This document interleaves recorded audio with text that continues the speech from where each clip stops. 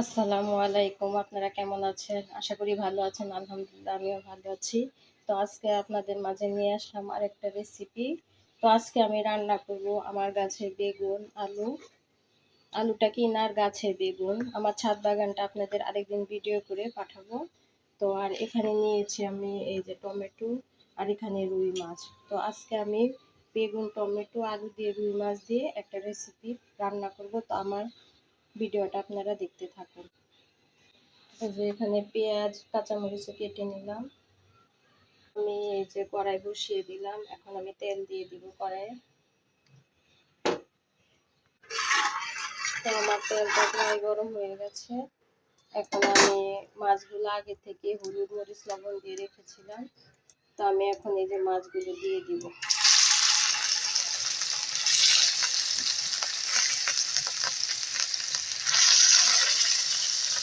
যে আমি এখানে মাছটা ভেজে নিচ্ছি।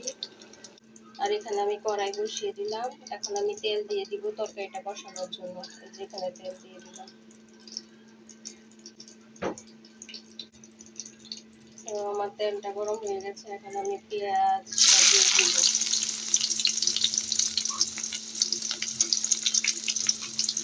কটা কাঁচামরিচ কুচিয়ে দিয়ে দিলাম এখানে কাটা।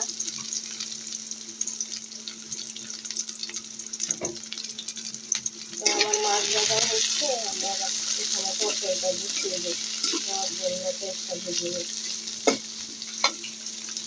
এই যে আমার পেঁয়াজটা ভাজা হচ্ছে।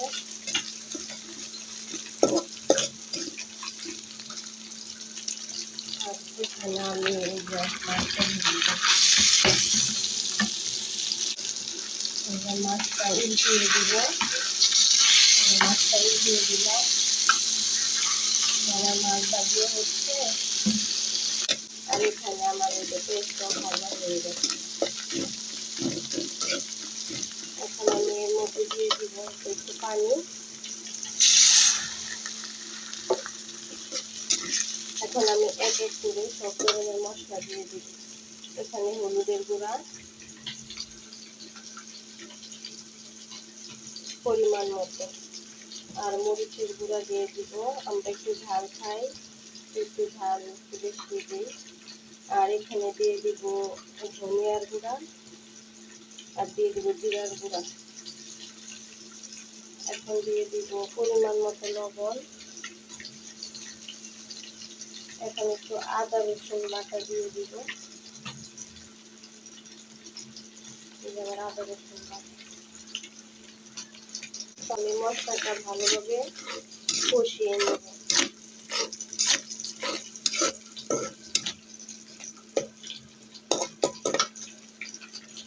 এই যে আমার মাছ ভাজা শেষ। এখন আমি চুলা থেকে নামিয়ে নেব মাছগুলো। এই যে আমার মশলা এখানে হয়ে গেছে। এখন আমি এখানে টমেটোগুলো কেটে রেখেছিলাম, এই টমেটোগুলো দিয়ে দিব। এই যে আমার কাটা টমেটোগুলো আমি দিয়ে দিলাম। এগুলো ভালোভাবে নাড়াচাড়া করব। এখন আমি এটা ঢেকে দিব ঢাকনা দিয়ে।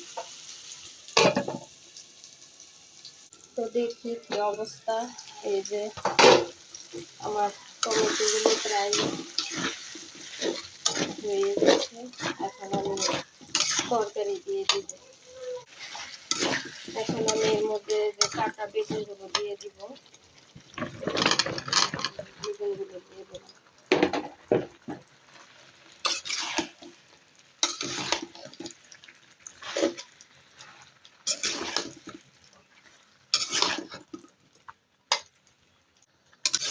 আমার বেগুনের টমেটো আলু একসাথে মিক্স করে নিলাম।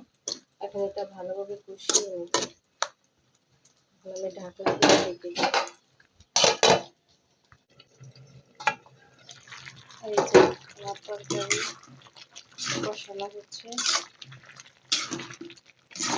এখন আমি এটার মধ্যে দিয়ে দিব মাছগুলো ভেজে রেখেছিলাম। এই মাছগুলো আমি দিয়ে দিব।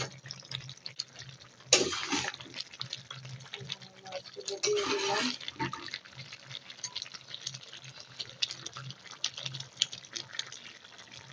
এখন আমি এর মধ্যে অল্প একটু পানি দিয়ে দিব। তো আমি এখন এই যে পানি দিয়ে দিলাম, এখন আমি ঢাকনা দিয়ে ঢেকে দিলাম। তো এই যে আমার তরকারি রান্না করা শেষ। যদি আপনাদের এই ভিডিওটা ভালো লাগে তো অবশ্যই একটা লাইক করবেন, শেয়ার ও সাবস্ক্রাইব করে দেবেন। তো সবাই ভালো থাকবেন। আল্লাহ হাফেজ।